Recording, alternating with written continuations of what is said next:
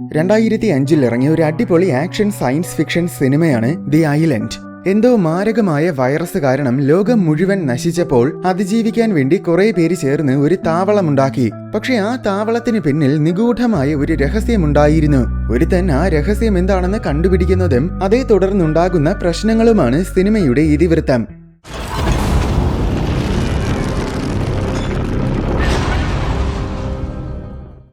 സമീപകാലത്തെ ഭാവിയിലാണ് കഥ നടക്കുന്നത്. സിനിമയിലെ പ്രധാന കഥാപാത്രമായ ലിങ്കണും അവന്റെ ഭാര്യ ജോർദാനും ഒരു ബോട്ടിൽ യാത്ര ചെയ്യുന്ന രംഗത്തോടെയാണ് സിനിമ തുടങ്ങുന്നത്.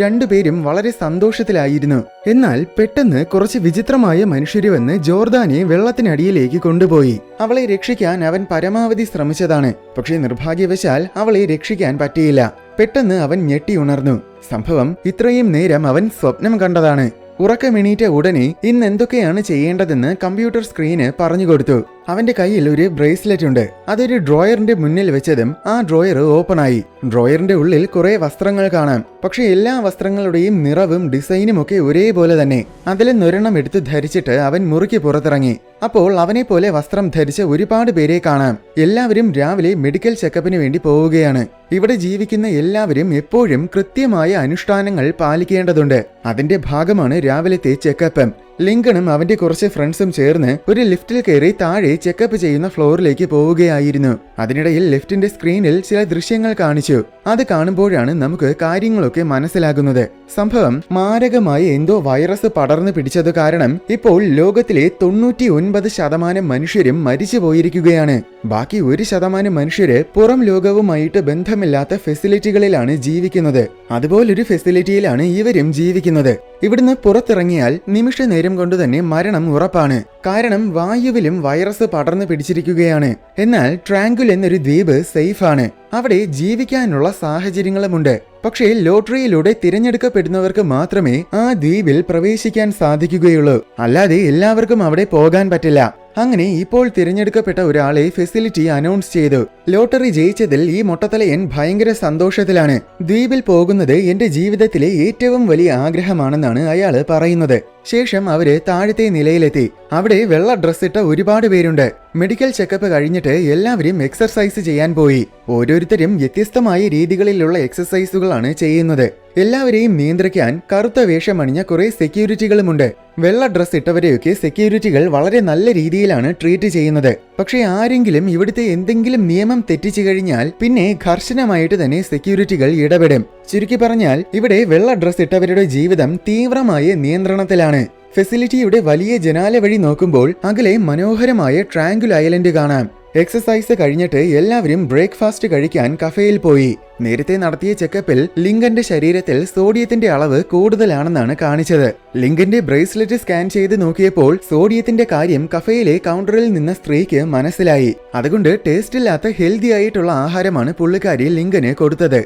അപ്പോഴാണ് ലിങ്കന്റെ ബെസ്റ്റ് ഫ്രണ്ടായ ജോർദാൻ കഫേയിലെത്തിയത്. ഇവളെയാണ് ലിങ്കൻ നേരത്തെ സ്വപ്നം കണ്ടത്. അവള് കഫേയിലെ സ്ത്രീയെ കുറെ പുകഴ്ത്തി. അത് കേട്ട് പുള്ളിക്കാരി ഫ്ലാറ്റ് ആയി. അതിനാൽ നിനക്ക് ഇഷ്ടമുള്ളതൊക്കെ എടുത്തോളാൻ പുള്ളിക്കാരി ജോർദാന് അനുവാദം നൽകി. അവള് ലിങ്കൻ ഇഷ്ടമുള്ളതും കൂടെ എടുത്തു. എന്നിട്ട് അത് കൊണ്ടുപോയി ലിങ്കന് കൊടുത്തു. ഇവര് രണ്ടുപേരും വളരെ അടുത്തടുത്ത് നിന്നാണ് സംസാരിക്കുന്നത്. പക്ഷെ ഇവിടെ ആണും പെണ്ണും അധിക നേരം അടുത്തിടപഴകാൻ പാടില്ല. അതുകൊണ്ട് ഒരു സെക്യൂരിറ്റി വന്നിട്ട് രണ്ടുപേരും മാറിപ്പോകാൻ പറഞ്ഞു. കുറച്ചു കഴിഞ്ഞ് ലിങ്കൻ മെറിക്കിന്റെ ഓഫീസിലെത്തി. മെറിക്കാണ് ഈ ഫെസിലിറ്റിയുടെ നേതാവ്. ഇവൻ ഒരു സയന്റിസ്റ്റ് കൂടെയാണ്. ലിങ്കൺ സ്ഥിരമായിട്ട് സ്വപ്നങ്ങൾ കണ്ട് ഞെട്ടി ഉണരുന്ന കാര്യം മെറിക്കിന് അറിയാം. അതെന്തുകൊണ്ടാണെന്ന് ചോദിച്ച് മനസ്സിലാക്കാൻ വേണ്ടിയിട്ടാണ് ലിങ്കനെ ഓഫീസിലേക്ക് വിളിച്ചു വരുത്തിയത്. നീ സ്വപ്നത്തിൽ കാണുന്ന കാര്യങ്ങളൊക്കെ വരച്ചു കാണിക്കാമോ എന്ന് മെറിക്ക് ചോദിച്ചപ്പോൾ ലിങ്കൺ ഒരു ബോട്ടിന്റെ പടം വരച്ചു. അത് കണ്ടപ്പോൾ എന്തോ കാരണത്താൽ മെറിക്കിന് അതിശയം തോന്നി. മെറിക്ക് ലിങ്കനോട് പെരുമാറുന്നത് കാണുമ്പോൾ ലിങ്കന് എന്തോ മാനസിക പ്രശ്നമുള്ളതുപോലെയാണ് നമുക്ക് തോന്നുന്നത്. ശേഷം കുറച്ച് ടെസ്റ്റുകൾ നടത്താൻ വേണ്ടി ലിങ്കനെ ഒരു ലാബിലേക്ക് കൊണ്ടുപോയി. അവിടെ വെച്ച് മെറിക്ക് കുറെ നാനോ ബോട്ട്സിനെ എടുത്ത് ലിങ്കന്റെ കണ്ണിലിട്ടു. അവ കണ്ണിലൂടെ അവന്റെ ശരീരത്തിനുള്ളിൽ കയറി. ഇനി അടുത്ത 24 മണിക്കൂർ നേരം കൊണ്ട് ഈ നാനോ ബോട്ട്സ് നിന്റെ പ്രശ്നം എന്താണെന്ന് കണ്ടുപിടിക്കുമെന്ന് മെറുക്ക് പറഞ്ഞു. ശേഷം ലാബിൽ നിന്നിറങ്ങിയിട്ട് ലിങ്കൺ നേരെ ജോലി ചെയ്യേണ്ട നിലയിലെത്തി. അവിടെ അവന്റെ മറ്റൊരു ഫ്രണ്ട് ജെയിംസിനെ കണ്ടു. അവന്റെ അടുത്തിരുന്നാണ് ലിങ്കൺ ജോലി ചെയ്യുന്നത്. വളരെ പ്രധാനപ്പെട്ട ന്യൂട്രിയൻസ് കുറെ ട്യൂബുകളിൽ നിറയ്ക്കുന്നതാണ് ഇവരുടെ ജോലി. ഈ ട്യൂബുകൾ നേരെ ബേസ്മെന്റിലേക്കാണ് പോകുന്നത്. അവിടെ സഞ്ചികൾ പോലത്തെ നിരവധി ഘടനകളുണ്ട്. അവയുടെ ഉള്ളിൽ മനുഷ്യ ശരീരങ്ങളാണ്. ഓരോ ശരീരവും വികസനത്തിന്റെ വ്യത്യസ്തമായ ഘട്ടങ്ങളിലാണ്. ഈ ശരീരങ്ങളിലേക്കാണ് ന്യൂട്രിയൻസ് വരുന്നത്. പക്ഷേ മുകളിൽ ജോലി ചെയ്യുന്നവർക്ക് ഇതൊന്നും അറിയില്ല. ഈ ട്യൂബുകളൊക്കെ എങ്ങോട്ടാണ് പോകുന്നതെന്ന് പോലും വെള്ള ഡ്രസ് ഇട്ടവർക്ക് അറിയില്ല. അപ്പോൾ ഇവിടെ എന്തൊക്കെയോ നിഗൂഢതകൾ ഉണ്ടെന്ന കാര്യം വ്യക്തമാണ്. ലിങ്കൺ ജെയിംസുമായിട്ട് സംസാരിക്കുന്നത് കേൾക്കുമ്പോൾ നമുക്ക് മറ്റൊരു കാര്യവും മനസ്സിലാകും. എന്താണെന്നാൽ ഈ വെള്ള ഡ്രസ് ഇട്ടവരൊക്കെ ബുദ്ധി കുറഞ്ഞവരെ പോലെയാണ്. അവർക്ക് അധികം ചിന്തിക്കാനുള്ള കഴിവൊന്നുമില്ല. അതുപോലെ ഒരു കാര്യത്തിന് പിന്നിലെ കാരണം മനസ്സിലാക്കാനുള്ള ക്യൂരിയോസിറ്റിയും ആർക്കുമില്ല. എല്ലാവരും മെറുക്കും സെക്യൂരിറ്റികളും പറയുന്നതനുസരിച്ച് ഏതാണ്ട് റോബോട്ടുകളെ പോലെയാണ് ജീവിക്കുന്നത്. എന്നാൽ ലിങ്കൺ മാത്രം വ്യത്യസ്തമാണ്. അവന് ഭയങ്കരമായ ക്യൂരിയോസിറ്റിയുണ്ട്. ചിന്താശേഷിയും വളരെ കൂടുതലാണ്. എന്തായാലും ജോലിക്കിടയിൽ ഒരുത്തിക്ക് പ്രസവ വേദന വന്നു. അതുകണ്ട് എല്ലാവർക്കും സന്തോഷമായി. കാരണം പ്രസവിക്കുന്നവർക്ക് തിരഞ്ഞെടുക്കപ്പെടാൻ വേണ്ടി കാത്തിരിക്കേണ്ട കാര്യമില്ല. അല്ലാതെ തന്നെ അവർക്ക് കുഞ്ഞിനോടൊപ്പം ദ്വീപിൽ പോകാൻ സാധിക്കും. ചില സെക്യൂരിറ്റികൾ അവളെയും കൊണ്ട് നേരെ ലേബർ റൂമിലേക്ക് പോയി. കുറച്ചു കഴിഞ്ഞ് ലിങ്കന്റെ കമ്പ്യൂട്ടർ കേടായി പോയി. അത് ശരിയാക്കണമെങ്കിൽ താഴത്തെ നിലയിൽ പോണം. അവിടെയാണ് ടെക്നീഷ്യൻസ് ജോലി ചെയ്യുന്നത്. അങ്ങനെ അവൻ താഴത്തെ നിലയിൽ പോയി. ഈ നില ശരിക്കും വലിയൊരു പവർ പ്ലാന്റ് ആണ്. ഇവിടെ അവന്റെ ഒരു ഫ്രണ്ട് ഉണ്ട്, ജോൺസ്. അവൻ ജോൺസുമായിട്ട് സംസാരിക്കുന്നത് കേൾക്കുമ്പോൾ നമുക്കൊരു കാര്യം മനസ്സിലാകും. സംഭവം ലിങ്കൺ തന്നെയാണ് അവന്റെ കമ്പ്യൂട്ടർ കേടാക്കുന്നത്. ആ ബോറിംഗ് ആയിട്ടുള്ള ജോലിയിൽ നിന്നും കുറച്ചുനേരം മാറി നിൽക്കാൻ ഇവൻ ഇടയ്ക്കിടയ്ക്ക് ഇങ്ങനെ ചെയ്യാറുണ്ട്. ജോൺസുമായിട്ട് കുറച്ചുനേരം സംസാരിച്ചിരുന്ന ശേഷം ലിങ്കൺ തിരിച്ചു വന്നു. എന്നാൽ വരുന്ന വഴിക്ക് അവനൊരു പ്രാണിയെ കണ്ടു. അതവന് വളരെ കൗതുകകരമായിട്ട് തോന്നി. അതുകൊണ്ട് അവൻ അതിനെ പിടിച്ചൊരു ബോക്സിലിട്ട് വെച്ചു. പിന്നെ അതിനെയും കൊണ്ട് റൂമിൽ പോയിട്ട് അതിനെ ഒരു ബോട്ടിൽ അടച്ചിട്ടു.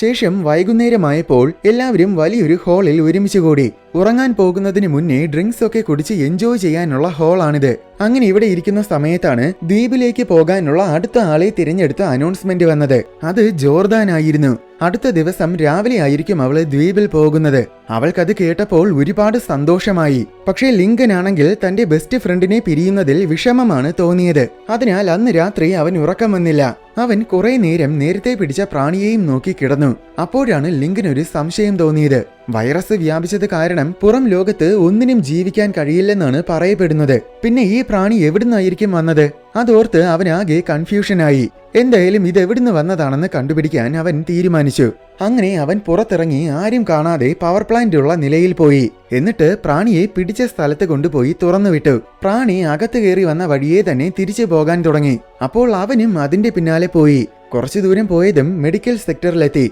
വെള്ള ഡ്രസ് ഇട്ടവർക്ക് ഇവിടെ പ്രവേശനമില്ലാത്തതാണ്. നോക്കിയപ്പോൾ ഒരു മുറിയിൽ നിറയെ നഴ്സുമാരുടെ ഡ്രസ് ഇരിക്കുന്നത് കണ്ടു. അവൻ അതിലെന്നൊരെണ്ണം എടുത്തിട്ട ശേഷം അവിടെ മൊത്തം ചുറ്റി നടന്ന് കാണാൻ തുടങ്ങി. അതിനിടയിൽ അവൻ കണ്ട കാഴ്ചകളൊക്കെ വളരെയധികം ഭയാനകരമായിരുന്നു. ലേബർ റൂമിൽ നേരത്തെ കണ്ട പ്രഗ്നന്റ് പെണ്ണ് ഒരു കുഞ്ഞിന് ജന്മം നൽകി. ഉടൻ തന്നെ ഡോക്ടർ അവളെ വിഷം കുത്തിവെച്ച് കൊന്നുകളഞ്ഞു. എന്നിട്ട് ആ കുഞ്ഞിനെയും എടുത്തോണ്ട് ഡോക്ടർ എങ്ങോട്ടോ പോവുകയാണ്. ലിങ്കനും ഡോക്ടറിന്റെ പിന്നാലെ പോയി. കുഞ്ഞിനെ വേറൊരു പെണ്ണിനാണ് കൊണ്ടു കൊടുത്തത്. നോക്കിയപ്പോൾ അത് കൊല്ലപ്പെട്ട അതേ പെണ്ണ് തന്നെ. അത് കണ്ട് അവൻ ആകെ അമ്പരന്ന് പോയി. മറ്റൊരു മുറിയിൽ നേരത്തെ തിരഞ്ഞെടുക്കപ്പെട്ട മൊട്ടത്തലേനെ കിടത്തിയിരിക്കുകയാണ്. അയാൾക്ക് ചുറ്റും നിൽക്കുന്ന ഡോക്ടേഴ്സ് തമ്മിൽ സംസാരിക്കുന്നത് കേൾക്കുമ്പോൾ അവര് അയാളുടെ ലങ്സ് എടുക്കാൻ പോവുകയാണെന്ന് ലിങ്കന് മനസ്സിലായി. പക്ഷെ അതിനിടയിൽ മൊട്ടയ്ക്ക് ബോധം വന്നു. അവൻ പേടിച്ചിട്ട് എല്ലാം വലിച്ചെറിഞ്ഞു കളഞ്ഞിട്ട് പുറത്തേക്കോടി. എന്നാൽ ഉടൻ തന്നെ സെക്യൂരിറ്റികൾ വന്ന് അവനെ പിടിച്ചു വലിച്ചുകൊണ്ട് വീണ്ടും സർജറിക്ക് കൊണ്ടുപോയി. ഇതൊക്കെ കണ്ടപ്പോൾ ദ്വീപിന്റെ കഥ വെറും കള്ളമാണെന്നും തിരഞ്ഞെടുക്കപ്പെടുന്നവരെ ഇതുപോലെ കൊന്നുകളയുകയാണ് ചെയ്യുന്നതെന്നും ലിങ്കൻ തിരിച്ചറിഞ്ഞു.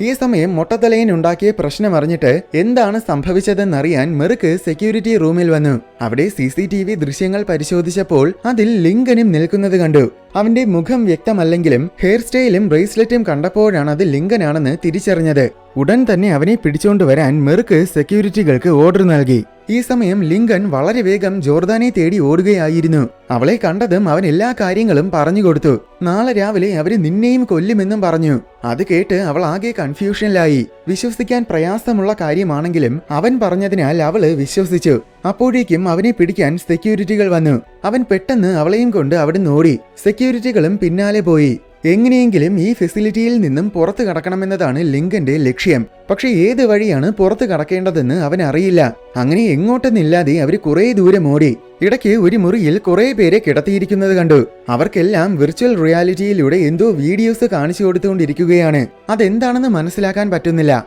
സെക്യൂരിറ്റികൾ പിന്നാലെ ഉള്ളതിനാൽ അവര് പിന്നെ കൂടുതൽ നേരം അവിടെ നിൽക്കാതെ വീണ്ടും ഓടി. ഒടുവിൽ പവർ പ്ലാന്റിലൂടെ ഓടുന്നതിനിടയിൽ പുറത്തു കടക്കാനുള്ള ഒരു വാതിൽ കണ്ടു. അവരതിലൂടെ പുറത്തു കടന്നു. അകലെ മനോഹരമായ പുഴകളും പച്ചപ്പ് നിറഞ്ഞ മലകളും ഒക്കെ കാണാം. മുന്നിൽ ഒരു പാലമുണ്ട്. പുറത്തു കടക്കാൻ പറ്റിയ സന്തോഷത്തിൽ അവരാ പാലത്തിലൂടെ ഓടി. എന്നാൽ കുറച്ചു ദൂരം എത്തിയതും പെട്ടെന്ന് മുന്നിലുള്ള മനോഹരമായ കാഴ്ചകളൊക്കെ അപ്രത്യക്ഷമായി. സംഭവം ഈ പുഴകളും മലകളും ഒക്കെ വെറും ഹോളോഗ്രാം മാത്രമായിരുന്നു. യഥാർത്ഥത്തിൽ അവരിപ്പോഴും ഫെസിലിറ്റിക്കുള്ളിൽ തന്നെയാണ്. ഇതുവരെ എത്തിയ സ്ഥിതിക്ക് ഇനി പുറത്തു കടക്കാൻ അധിക ദൂരം കാണില്ലെന്ന് ലിങ്കന് തോന്നി. അവന്റെ സംശയം ശരിയായിരുന്നു. കാരണം കുറച്ചു ദൂരം കൂടെ ഓടിയതും അവസാനം അവര് ശരിക്കും പുറത്തെത്തി. അപ്പോഴാണ് നമുക്കൊരു കാര്യം മനസ്സിലാകുന്നത്. എന്താണെന്നാൽ ഈ ഫെസിലിറ്റി ശരിക്കും അണ്ടർഗ്രൗണ്ടിലായിരുന്നു. പുറത്ത് ഐലൻഡുമില്ല, ഒരു കോപ്പുമില്ല. എല്ലാം വെറും നുണകളായിരുന്നു. യുഎസിലെ ഒരു മരുഭൂമിക്ക് മധ്യത്തിലാണ് ഈ ഫെസിലിറ്റി സ്ഥാപിച്ചിരിക്കുന്നത്. അതുപോലെ വൈറസിന്റെ കഥയും കള്ളമായിരുന്നു. കാരണം പുറത്ത് പക്ഷികളും പാമ്പും അങ്ങനെ പല ജീവികളെയും കാണാം. അത് മാത്രമല്ല പുറത്തു വന്ന് കുറെ സമയമായിട്ടും അവര് മരിച്ചില്ല.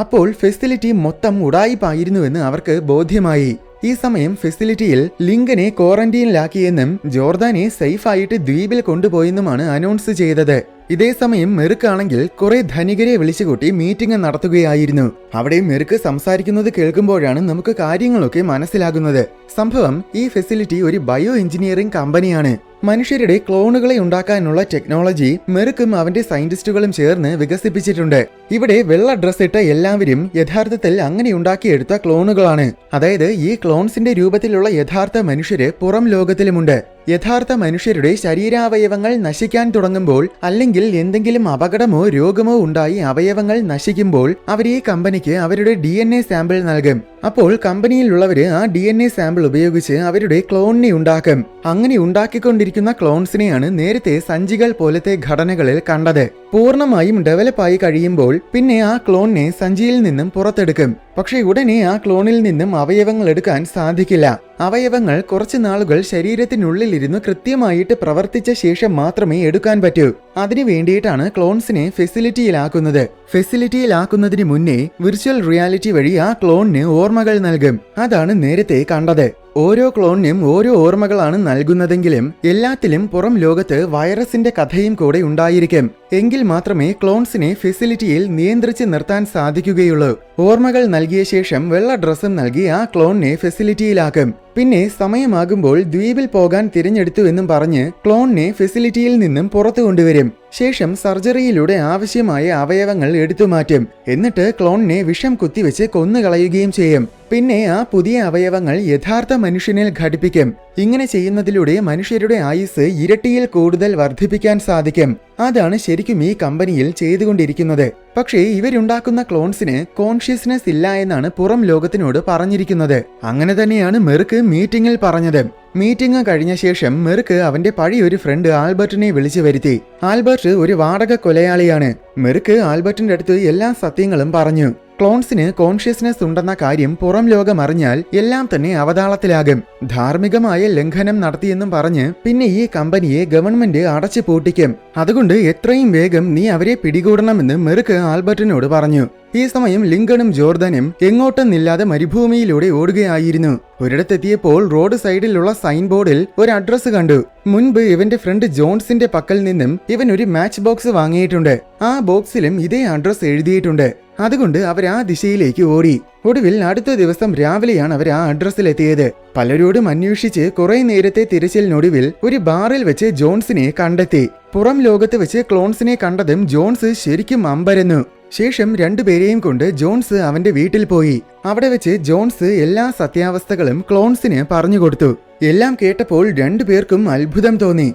എങ്ങനെയെങ്കിലും ആ കമ്പനിയുടെ കള്ളത്തരങ്ങൾ പുറത്തു കൊണ്ടുവരണമെന്ന് ലിങ്കൺ പറഞ്ഞു. പക്ഷെ ആരും തന്നെ നിങ്ങളെ വിശ്വസിക്കില്ലെന്നാണ് ജോൺസ് പറയുന്നത്. എങ്കിൽ പിന്നെ നമ്മുടെ യഥാർത്ഥ മനുഷ്യരെ കണ്ടെത്തണം. നമ്മൾ ക്ലോൺസ് ആണെന്നതിന്റെ പ്രധാന തെളിവുകൾ അവരാണ്. അവരെ സത്യം ബോധിപ്പിച്ചാൽ അവർക്ക് നമ്മളെ സഹായിക്കാൻ കഴിയുമെന്ന് ലിങ്കൺ പറഞ്ഞു. പക്ഷെ അവരെ എങ്ങനെ കണ്ടെത്തുമെന്ന് ജോർദാൻ ചോദിച്ചു. ഭാഗ്യത്തിന് ക്ലോൺസിനെ ഉണ്ടാക്കുമ്പോൾ അവരുടെ കൈകളിൽ ഒരു കോഡ് പതിപ്പിക്കാറുണ്ട്. ആ കോഡ് നോക്കിയാൽ ഇവരുടെ യഥാർത്ഥ മനുഷ്യര് താമസിക്കുന്ന അഡ്രസ് അറിയാൻ സാധിക്കും. അങ്ങനെ അത് നോക്കി ജോൺസ് രണ്ടുപേരുടെയും അഡ്രസ്സുകൾ പറഞ്ഞു കൊടുത്തു. യഥാർത്ഥ ലിങ്കൺ ന്യൂയോർക്കിലാണ് ജീവിക്കുന്നത്. യഥാർത്ഥ ജോർദാൻ ആണെങ്കിൽ ന്യൂയോർക്കിന് സമീപമുള്ള മറ്റൊരു സിറ്റിയിലും. ശേഷം ജോൺസ് അവന്റെ ക്രെഡിറ്റ് കാർഡും കുറച്ച് കാശും അവർക്ക് കൊടുത്തു. എന്നിട്ട് അവരെയും കൊണ്ട് ട്രെയിൻ സ്റ്റേഷനിൽ പോയി. കമ്പനിയിൽ ചെയ്യുന്ന നീചമായ പ്രവൃത്തികളിൽ തനിക്കും ഒരു പങ്കുണ്ടെന്ന കുറ്റബോധം ജോൺസിനുണ്ട്. അതുകൊണ്ടാണ് അവൻ ഇവരെ സഹായിക്കുന്നത്. ഈ സമയം ആൽബർട്ടും അവന്റെ ടീമും ക്ലോൺസിനെ തിരയുകയായിരുന്നു. CCTV ദൃശ്യങ്ങൾ ട്രാക്ക് ചെയ്ത് അവരും സ്റ്റേഷനിലെത്തി. ക്ലോൺസിനെ സഹായിച്ചതിന്റെ പേരിൽ ആദ്യമേ തന്നെ അവര് ജോൺസിനെ കൊന്നുകളഞ്ഞു. എന്നിട്ട് ക്ലോൺസിനെ തുരത്തി. ഭാഗ്യത്തിന് അപ്പോഴാണ് ട്രെയിൻ വന്നത്. അങ്ങനെ ക്ലോൺസ് ട്രെയിനിൽ കയറി രക്ഷപ്പെട്ടു. മണിക്കൂറുകൾ കഴിഞ്ഞ് ക്ലോൺസ് ന്യൂയോർക്കിലെത്തി. പിന്നെ കുറച്ച് സമയം കൊണ്ട് തന്നെ അവര് യഥാർത്ഥ ലിങ്കന്റെ വീട് കണ്ടെത്തി. യഥാർത്ഥ ലിങ്കനും ഇവനും പക്കാ സെയിം ആയതിനാൽ സെക്യൂരിറ്റി ലോക്കുകളൊക്കെ നിസ്സാരമായിട്ട് ഓപ്പൺ ചെയ്യാൻ പറ്റി. അങ്ങനെ അവരകത്ത് കയറി. അകത്ത് ആദ്യം ആരെയും കണ്ടില്ല. എന്നാൽ പെട്ടെന്ന് അപ്രതീക്ഷിതമായിട്ട് യഥാർത്ഥ ലിങ്കൺ പിന്നിലൂടെ വന്ന് ക്ലോണിനെ ആക്രമിച്ചു. പക്ഷേ തന്റെ അതേ മുഖം ക്ലോണിലും കണ്ടപ്പോൾ യഥാർത്ഥ ലിങ്കൺ ശരിക്കും അത്ഭുതപ്പെട്ടു. ശേഷം സത്യാവസ്ഥകളൊക്കെ ക്ലോൺസ് യഥാർത്ഥ ലിങ്കനെ പറഞ്ഞു ബോധിപ്പിച്ചു. അതൊക്കെ കേട്ട് യഥാർത്ഥ ലിങ്കൺ ഞെട്ടിപ്പോയി. ഈ സത്യാവസ്ഥകളൊക്കെ പുറത്തു കൊണ്ടുവരണം. ഏതെങ്കിലും ന്യൂസ് ചാനലിൽ ചെന്ന് ഈ കാര്യങ്ങളൊക്കെ അവതരിപ്പിക്കാം. അപ്പോൾ ലോകം മുഴുവൻ സത്യം തിരിച്ചറിയും. അതിനാൽ ഒട്ടും സമയം കളയാതെ നമുക്ക് ന്യൂസ് ചാനലിൽ പോകാമെന്ന് യഥാർത്ഥ ലിങ്കൺ പറഞ്ഞു. എന്നിട്ട് അവൻ ഡ്രസ്സ് ചേഞ്ച് ചെയ്യാൻ വേണ്ടി മുകളിൽ കയറിപ്പോയി. എന്നാൽ യഥാർത്ഥ ലിങ്കൺ വെറും ദുഷ്ടനായിരുന്നു. ക്ലോൺസിനെ കൊല്ലുന്ന കാര്യമൊക്കെ കേട്ടപ്പോൾ അവന് യാതൊരു ദയയും തോന്നിയില്ല. അവൻ മുകളിൽ ചെന്നിട്ട് ക്ലോൺസ് കാണാതെ കമ്പനിയെ വിളിക്കുകയാണ് ചെയ്തത്. നമ്മുടെ ആൾക്കാര് ഉടൻ തന്നെ താങ്കളുടെ ലൊക്കേഷനിലെത്തുമെന്ന് കമ്പനി അറിയിച്ചു. ശേഷം അവൻ താഴെ വന്നു. കമ്പനി ലിങ്കനെയാണ് പ്രധാനമായും ട്രാക്ക് ചെയ്യുന്നത്. ന്യൂസ് ചാനലിലേക്ക് പോകുന്ന വഴിക്ക് ഒരുപക്ഷെ അവര് വീണ്ടും ആക്രമിക്കാൻ സാധ്യതയുണ്ട്. അതുകൊണ്ട് ജോർദാൻ ഇവിടെ തന്നെ നിന്നോട്ടെ എന്ന് ലിങ്കൻ പറഞ്ഞു. അങ്ങനെ 2 ലിങ്കന്മാരും കൂടെ യാത്രയായി. യഥാർത്ഥ ലിങ്കന്റെ കാറിലാണ് പോകുന്നത്. ക്ലോണാണ് വണ്ടി ഓടിച്ചത്. കുറച്ചു ദൂരം എത്തിയതും പ്രതീക്ഷിച്ചതുപോലെ ആൽബർട്ടും കൂട്ടരും ക്ലോണിനെ ആക്രമിക്കാൻ വന്നു. അപ്പോൾ ലിങ്കൺ ചതിച്ചതാണെന്ന് ക്ലോണിന് മനസ്സിലായി. അതിനാൽ ക്ലോൺ അതിവേഗത്തിൽ വണ്ടി പറത്തിവിട്ടു. കുറെ നേരത്തെ ചേസിനൊടുവിൽ വണ്ടി ഒരു ഉപേക്ഷിക്കപ്പെട്ട കെട്ടിടത്തിൽ ചെന്ന് ക്രാഷ് ചെയ്തു. തൊട്ടു പിന്നാലെ ആൽബർട്ടും കൂട്ടരും എത്തി. അപ്പോൾ ക്ലോണിന് പെട്ടെന്നൊരു ഐഡിയ തോന്നി. അവൻ ആരും കാണാതെ അവന്റെ ബ്രേസ്ലെറ്റ് എടുത്ത് യഥാർത്ഥ ലിങ്കന്റെ കയ്യിൽ ഇട്ടുകൊടുത്തു. അത് കാരണം അവനാണ് ക്ലോൺ എന്ന് കരുതി ആൽബർട്ട് യഥാർത്ഥ ലിങ്കനെ വെടിവെച്ച് കൊന്നുകളഞ്ഞു. ശേഷം ലിങ്കൺ തിരിച്ച് വീട്ടിലെത്തി. ഫെസിലിറ്റിയിലുള്ള എല്ലാ ക്ലോൺസിനെയും രക്ഷിക്കണമെന്ന് രണ്ടുപേരും കൂടെ തീരുമാനിച്ചു. അതിനുവേണ്ടി അവരൊരു പ്ലാനും തയ്യാറാക്കി. ഈ സമയം കമ്പനിയിൽ സയന്റിസ്റ്റുകൾ ഒരു കാര്യം കണ്ടെത്തി. സംഭവം ക്ലോൺസ് അധികം ആലോചിക്കാതിരിക്കാൻ അവർക്ക് പൂർണ്ണമായ ബുദ്ധി മാത്രം നൽകാറില്ല. എന്നാൽ ക്ലോണിംഗ് ചെയ്യാൻ ഉപയോഗിച്ച മെഷീനിലെ ചെറിയൊരു തകരാറ് കാരണം ഇപ്പോൾ ക്ലോൺസിനും ബുദ്ധി കിട്ടിയിരിക്കുകയാണ്. അതുകൊണ്ടാണ് ലിങ്കനും വ്യത്യസ്തമായിരിക്കുന്നത്.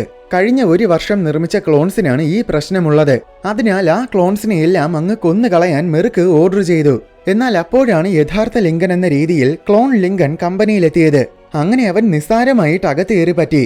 അകത്ത് കയറി എങ്ങനെയെങ്കിലും ഹോളോഗ്രാം ഇല്ലാതാക്കണമെന്നതാണ് അവന്റെ ലക്ഷ്യം. അപ്പോൾ ഫെസിലിറ്റിയിൽ കാണുന്നതൊക്കെ ഫേക്ക് ആണെന്ന കാര്യം അവിടെയുള്ള ക്ലോൺസിന് മനസ്സിലാകും. ഇതേ സമയം ജോർദാൻ ആണെങ്കിൽ പ്ലാനിന്റെ ഭാഗമായിട്ട് ആൽബർട്ടിന് പിടികൊടുത്തു. അങ്ങനെ ആൽബർട്ടും ടീമും ജോർദാനെയും കൊണ്ട് കമ്പനിയിലെത്തി.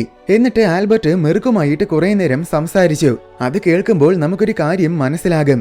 സംഭവം ക്ലോൺസിന് കോൺഷ്യസ്നെസ് ഉണ്ടെന്ന് നേരത്തെ മെർക്ക് പറഞ്ഞെങ്കിലും അവർക്ക് ഇത്രത്തോളം ബുദ്ധിയും ചിന്താശേഷിയും ഒക്കെ ഉണ്ടായിരിക്കുമെന്ന് ആൽബർട്ട് കരുതിയിരുന്നില്ല.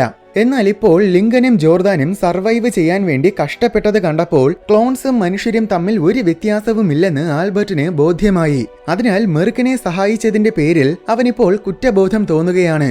ഈ സമയം സയന്റിസ്റ്റുകൾ ക്ലോണിന്റെ ബോഡി പരിശോധിക്കുകയായിരുന്നു.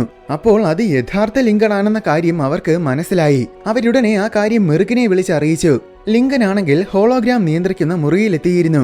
ഇവിടെ ജോർദാനെ സർജറി ചെയ്യാൻ വേണ്ടി കിടത്തിയിരിക്കുകയാണ്. ഭാഗ്യത്തിന് അവളുടെ ഒരു തോക്കുണ്ടായിരുന്നു.